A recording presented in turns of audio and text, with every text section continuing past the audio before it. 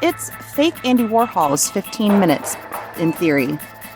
Episode 3, The First Robot Story and the Nature of Collapse.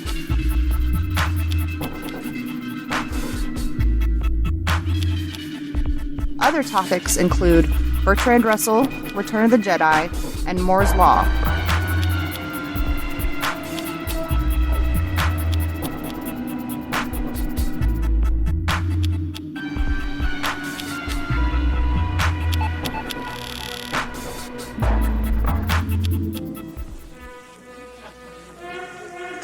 Ladies and gentlemen, if you'll take your seats, please. Our tour of the moon's famous Sea of Tranquility is about to begin. A sightseeing tour on the moon. We at the Bendix Corporation believe it will happen, and before too many tomorrows go by. Already, our astronauts whirl through space nearly 200 miles high. Next thing you know, an unmanned vehicle will rove the moon's surface. Then a manned vehicle will explore it in detail. After that, you'll be there, if you want to be. The Tomorrow people at Bendix are helping to make these things possible, and more in the areas of national defense, aviation, space, oceanics, automotive, and manufacturing. To search, to discover, to develop, to broaden man's knowledge of the world he lives in and the universe around him. To make reality of imagination. This is Bendix, the Tomorrow people. Now a discussion of R.U.R. Rossum's Universal Robots by Karel Čapek.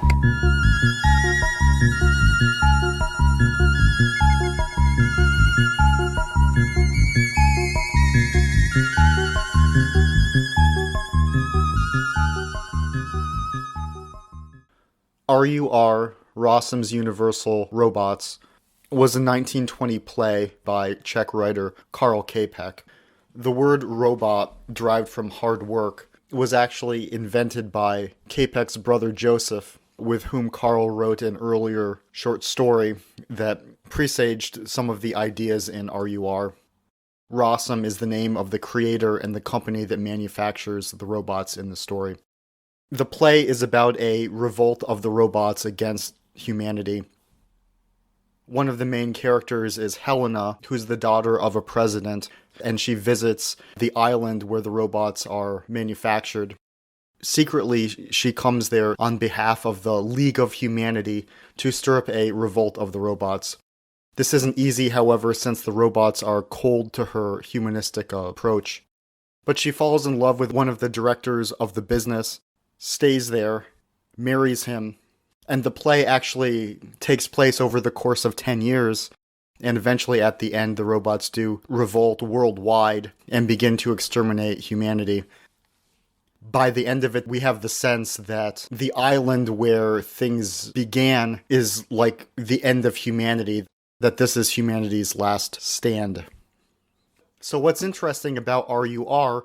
is that this is the very first robot story, and yet already in this we're hearing ideas about robots' independence, robots' rights, robots being pitted against humanity, robots as the end of humanity, trying to exterminate us.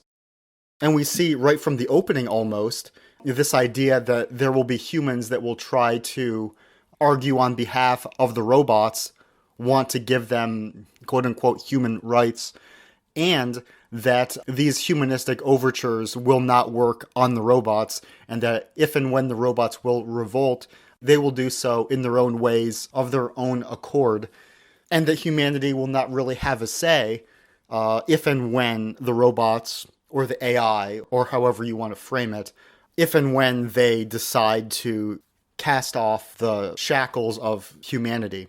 Now, just to go through a few of the lines in the play, at one point, there's a line from one of the men in charge of the robots, scoffing at the idea of a revolt among the robots.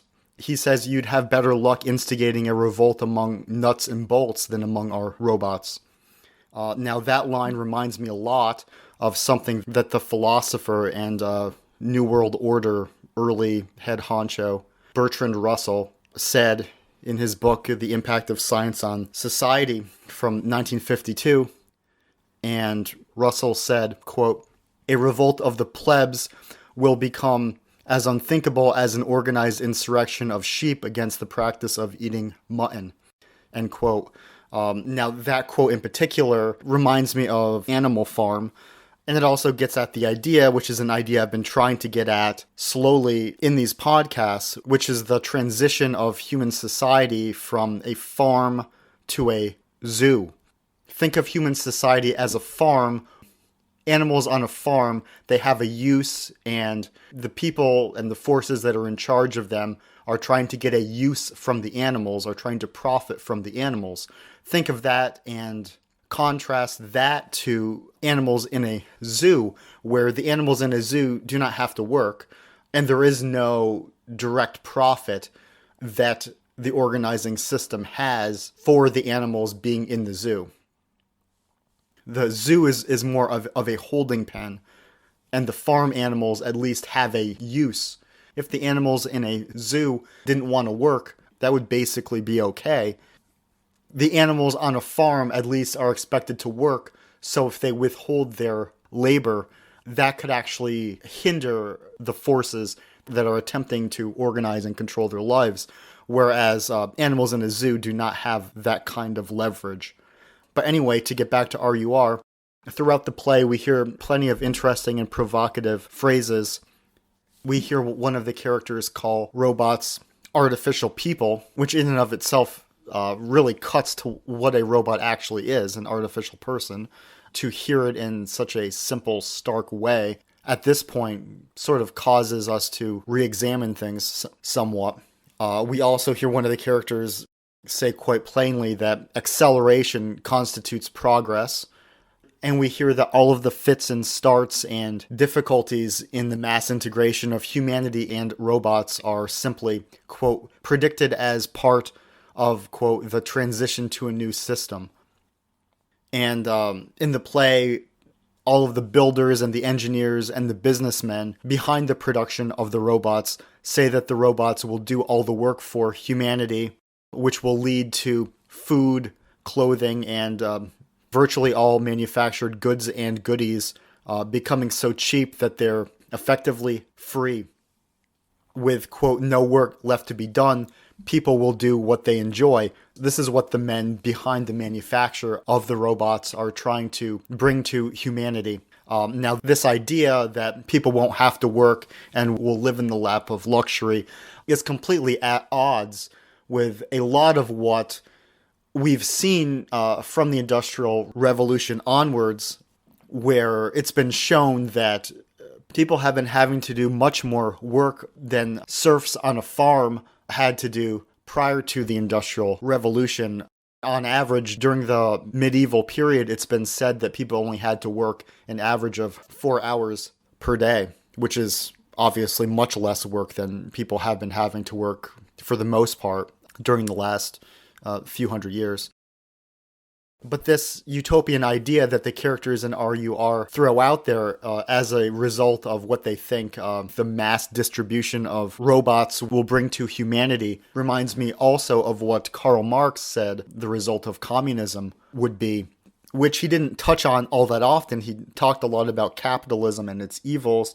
He talked a lot about communism, but he didn't talk a lot about what life would be like after true communism came about. But there is a famous passage when he said that, quote, as soon as the distribution of labor comes into being, each person can become accomplished in any branch that he wishes, and a person could hunt in the morning, fish in the afternoon, rear cattle in the evening, and do critical theory after dinner, end quote. And I'm slightly paraphrasing there from a few different translations. This idea also reminds me of what Noam Chomsky, amongst lots of others, have said, that if everything was fair, then there's so much wealth in the system, and we have so much technology, then everyone could just become an artist. And in some respects, we're nearly there, because everyone is an artist now, everyone is a content creator, everyone's putting up memes online, everyone's putting up photographs that they've taken. and yet we're not happy. Everyone is an artist and everything is art, which gets at something Andy Warhol said. And he's not the only one who ever said this. I don't think he's the first one who ever said it either. But he's perhaps one of the most important people that ever said it, that everything is art now. And yet we can see that these hopes and dreams of everyone just being able to do everything that they want and of technology making life easier, they don't actually come true the way that we think that they will. And certainly the declining happiness of human beings, especially over the last 100 years, which has been measured in lots of different ways, shows this, that the increased technology does not make life easier, or it will make life easier in certain ways, but at the same time, it is increasing the frustrations that human beings feel. Now, something else that comes up in the play is this idea that childhood is incompatible with a robot-aided society. One of the characters says that the workings of nature had to be improved upon because, quote, nature had no grasp of the modern rate of work. From a technical standpoint, the whole of childhood is pure nonsense, unquote, since childhood is non-productive in the strict sense. The robots in the story are unable to reproduce themselves, they cannot have children, and the president's daughter is also unable to have children. All of these things are kind of a contrivance, but they work well for the plot of the story. At one point, one of the characters also says that sterility has become the latest achievement of the human race, and they're not being ironic or sarcastic when they say that, because the philosophy is that the rampant production of human beings is a sort of chaotic randomness that the control freak control system cannot abide by. At one point, one of the other characters towards the end says, if you keep on making robots, there would never be any children again. All of these are interesting concepts. I don't know how well they actually map onto the reality that we're in. We're in an era now where it seems as though most people have an extended childhood that can continue on all of their lives, where people basically act like children into old age now. But at the same time, some of the effects of the increasing artificiality of the system has resulted in falling sperm rates, lower birth rates overall, and working women even having their eggs put on ice so that they can have children later on. But now, what is this all about? What is the crux of the issue here? And as prescient as R.U.R. is in lots of different ways, it does not really take into account how the technological system has developed into the 21st century. It still informs us quite a lot. But where we're at now and where it can inform us is to help us consider if the technological system can successfully replicate human beings. Now, why would the system want to do that? What would the advantage be of having artificial humans rather than free-range humans? The advantage would be that the robots, so-called, would have the technological ecosystem, if you will, actually imprinted onto their brains, onto their operating systems. Whereas with humans, there are always lots of unforeseen imperfections in trying to integrate human beings into the technological system.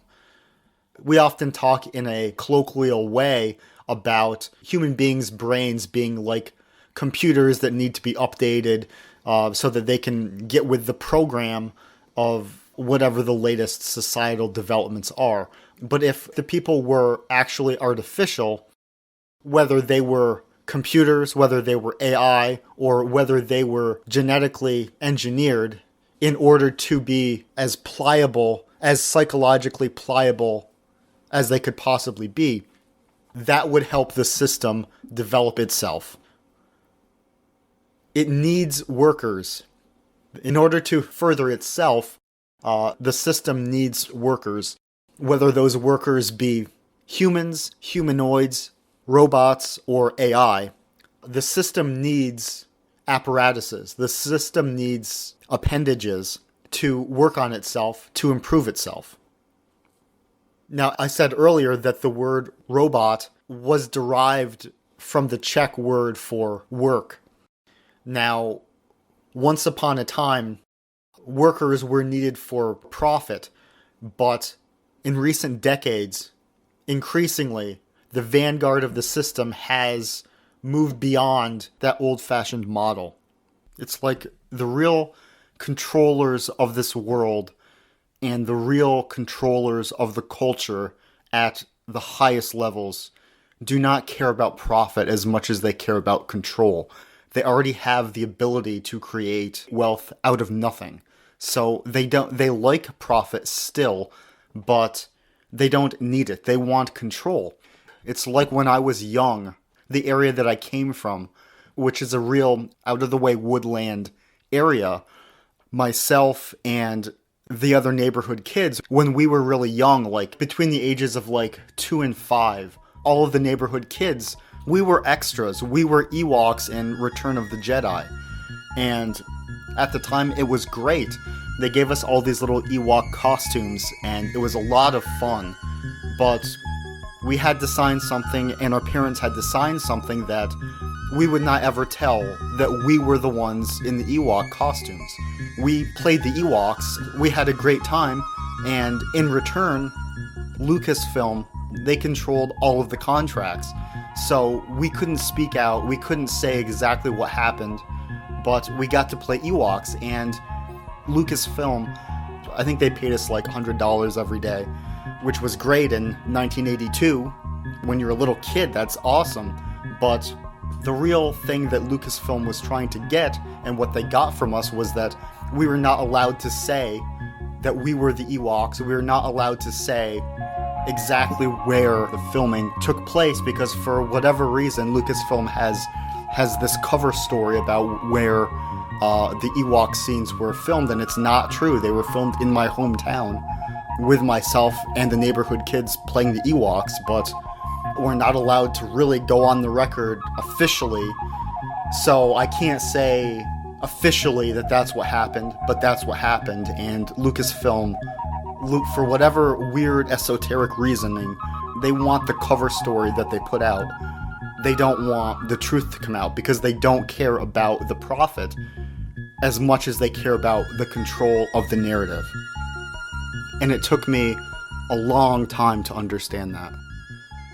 But anyway, to say now that everyone is exploited, or to call every human being human capital, is actually to flatter them. Because I hate to say this, and I don't like this, but now the system actually does not want people. The system does not need people. The system does not need to profit off of people.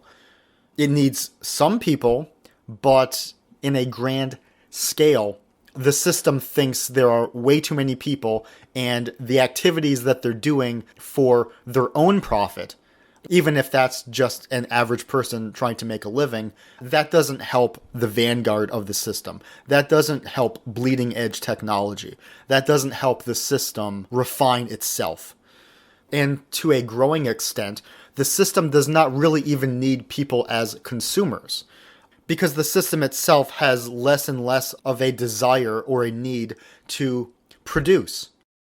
So even as consumers, human beings are less and less necessary. So when you hear ideas about UBI, Universal Basic Income, what that idea is and where that idea will have an advantage, a real advantage, is just as a way for the system to throw chicken feed to get the people off the system's back. The way that the system looks at us is that it doesn't need us, and it just wants to get most of humanity off its back. These are people that, from the system's point of view, from the point of view of expanding the system and refining the system, increasing technology, increasing the reach of technology and the artificiality of the system, most people do not provide any advantage to that process whatsoever. So UBI, welfare, is just a way of the system throwing chicken feed at the population that is useless to it. And this is not my point of view. This is the point of view of the system itself. And to help understand this, one of the breakthrough articles describing this process was Why the Future Doesn't Need Us, which is an article that was in Wired magazine in the year 2000. It's a famous article, or an infamous article, but it goes into the subjects of robotics and genetic engineering.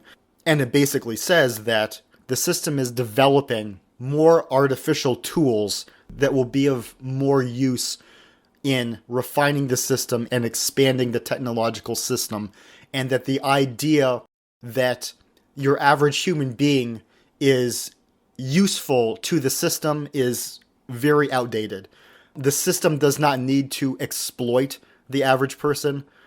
The system does not need 7 billion free-range humans. The system would prefer if there were no free-range humans. So you are not being exploited. I mean, if you work at a job, then the company might be exploiting you.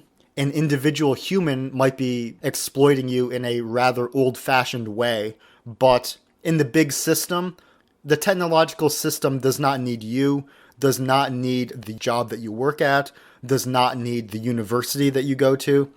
Unless maybe you're working in like really cutting edge engineering or computer programming, maybe. The system does not need any of that. So all of the concerns about being exploited for your work, those are real concerns that real human beings have. But in the big picture, the system that is emerging, the system that is in control of all of this, and that is increasing control over all of this, does not need any of it. And the underlying logic that's in play is like what I quoted from J.D. Bernal. It's a perverted drive. It's a fetishistic drive to constantly improve and to constantly subvert and turn as much of the game board as possible into artificiality. Now, in realistic terms, what does that mean? You can look at certain types of markers like Moore's Law, which was a long-standing principle that the speed and the power of computers would double every 2 years.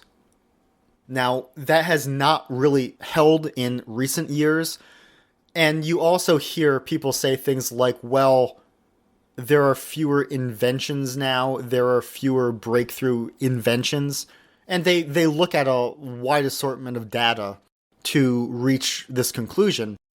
And most of the people that talk about this, they're people who are bemoaning the fact that we have fewer inventions now. Now, I would look at it and say that this is actually good, that this is actually potentially good, because I don't think humanity on a wide scale has really gotten our collective heads around the inventions of the 20th century even. So if there's less development, if there's less invention, that could actually give humanity a sort of breathing room to perhaps come to terms with the situation that we're in. However, despite all of that, I think everyone just looks at the world around them, and we see that the increasing amounts of artificiality are just proceeding unabated.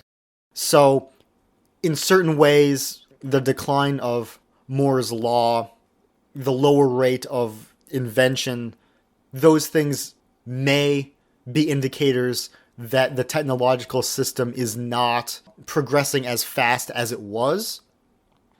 And that may indicate that human beings are not as well able to serve it as they once were, especially throughout the 20th century.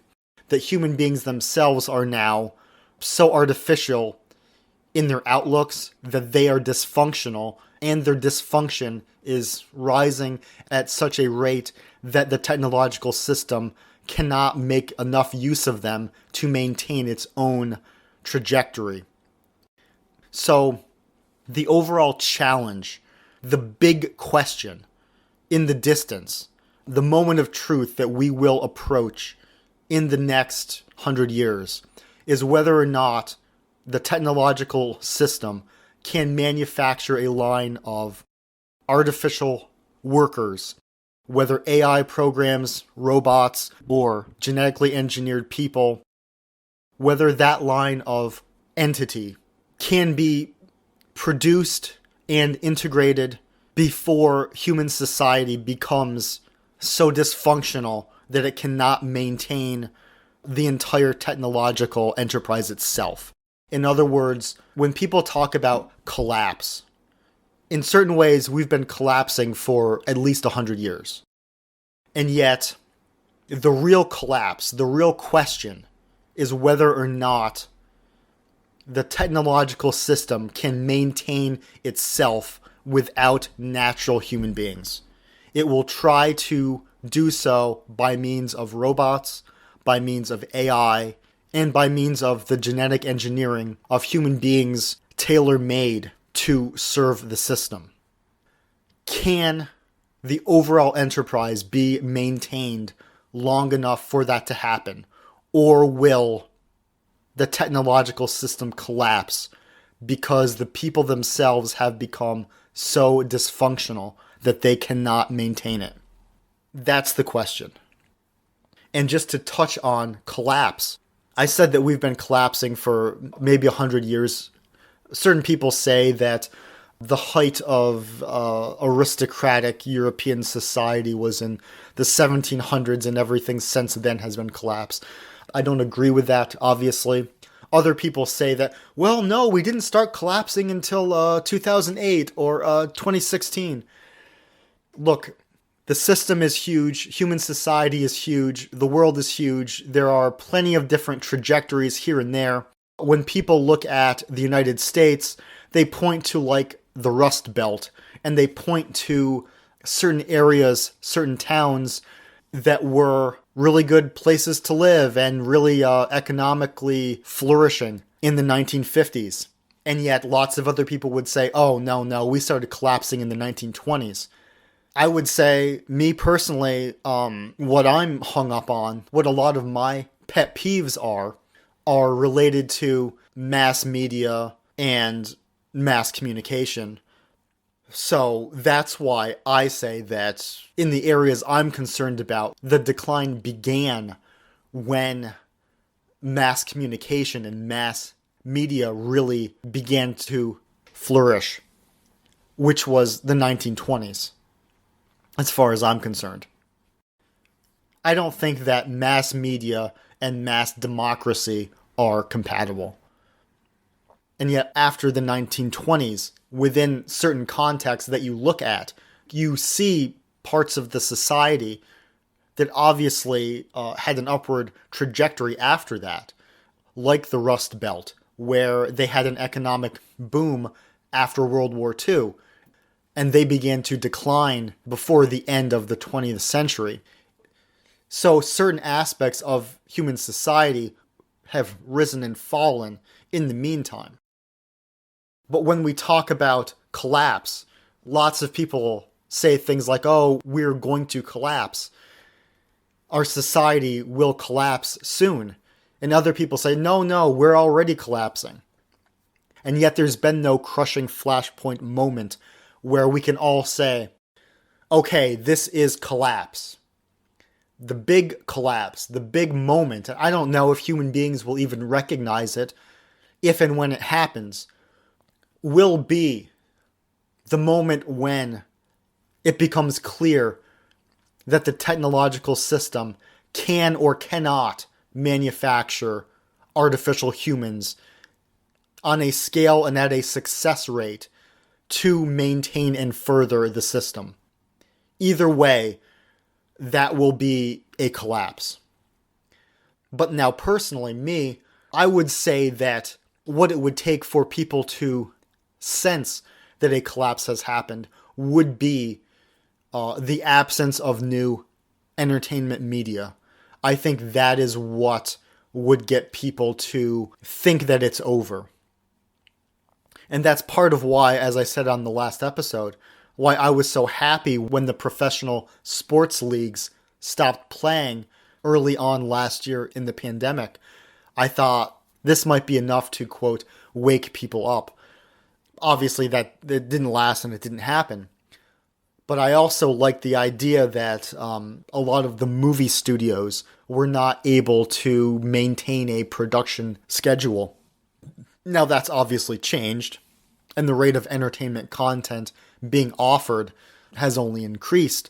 The effect of the pandemic, and really one of the biggest winners of the pandemic, was streaming content, where large swaths of all past TV shows are being conveniently offered right to your home, right to your phone constantly. So it's a real smorgasbord of entertainment. And when you have that, that's a great compensation for what is being taken away from you. Now, it was well documented during the Great Depression that the one area of society and the one area of the economy that maintained itself and actually dramatically rose from the late 20s and through the 30s was entertainment. And that's when the motion picture industry really got up and going, because people wanted their entertainment. Everything was collapsing, but people wanted entertainment. And a lot of professional sports also rose in prominence during those times. You had Babe Ruth playing during those Great Depression years. You had Joe DiMaggio beginning his career during those years, during the Great Depression and leading up to World War II. The Olympics were a big deal also, but all that's for another time. So in closing this time, I just wanted to recommend R.U.R, Rossum's Universal Robots, the 1920 play by Karel Čapek. Ladies and gentlemen, thank you for having stayed at the Aquatel Atlantis. We hope you've enjoyed your visit with us 20 leagues beneath the sea. A resort hotel under the sea. We at the Bendix Corporation believe it will happen, and before too many tomorrows go by. Just as you now drive around the countryside in the family car, one day you'll sightsee around the ocean floor in an amazing aquacopter. And the family car is in for some pretty big changes, too. Imagine just tapping the floorboard for stop and go, or electronic push-button driving.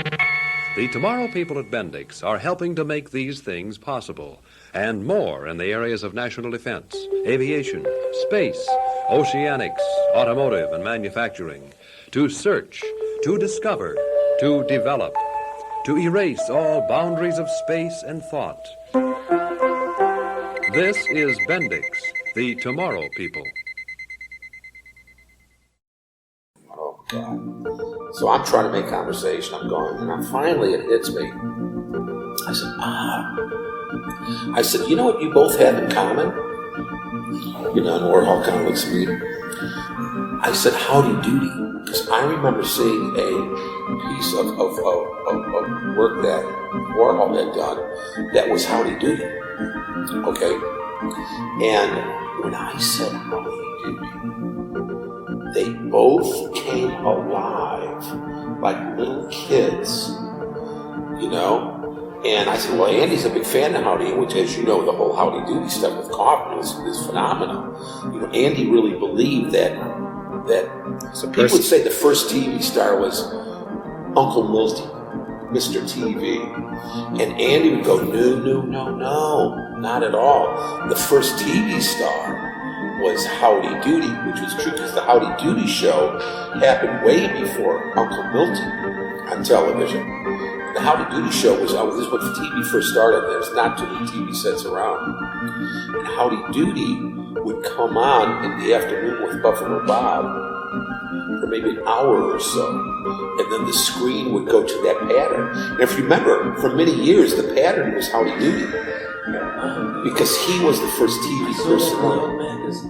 Yes. Yeah. What's up? They both started talking about the value that he really was, but they were both like little kids, talking as if this was that celebrity. It doesn't matter even if it's non-existent, even if it's a piece of wood, but it's a celebrity because it has so much effect on people, you know. And that was fascinating. And then I just sat back And then they just warmed up to each other, over this Howdy Doody. Wow. Yeah.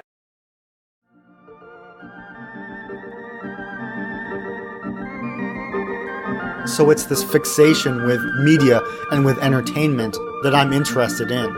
And this is a bit out of context, but there's a line in R.U.R. that really brings this home. It's towards the end of the play, and the few remaining human beings on the island, they think that the world's ending, they think that the universe is ending, and one of them looks up into the night sky and says, "What, are there still stars? Why are there stars when there are no people?" And to me, this recalls, of course, the Andy Warhol line about how everyone will be famous, everyone will be a star. But if everyone's a star, no one is a person.